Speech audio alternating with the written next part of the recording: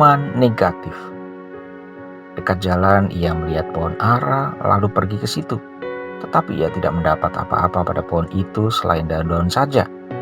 Katanya kepada pohon itu, "Engkau tidak akan berbuah lagi selama-lamanya."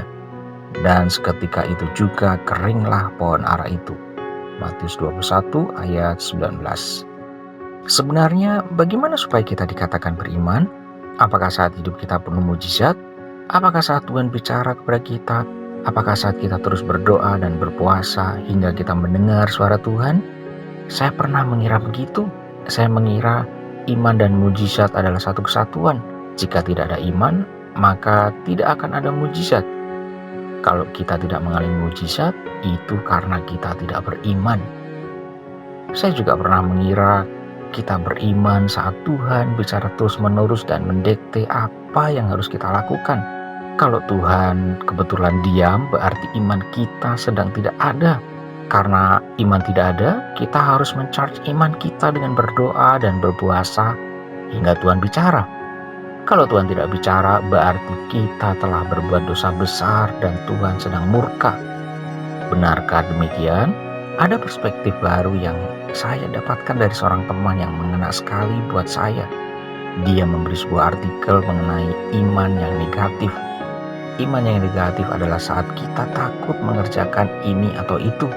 Takut yang kita lakukan itu salah dan jahat, hingga akhirnya kita berakhir dengan tidak melakukan apa-apa.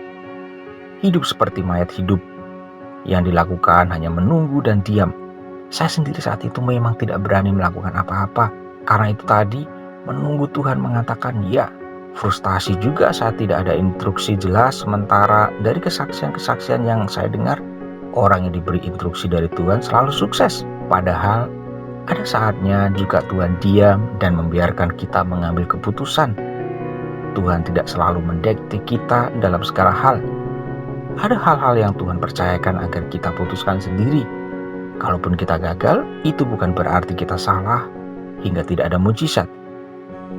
Bisa jadi Tuhan memiliki rencana lebih baik, atau kegagalan itu adalah sarana untuk membentuk kita menjadi pribadi yang lebih berkenan di hadapannya. Jadi, berimanlah secara positif. Yakinlah dengan apa yang dilakukan.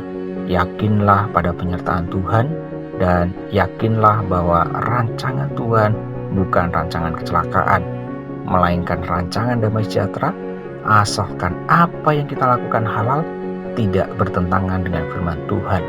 Maka yakinlah.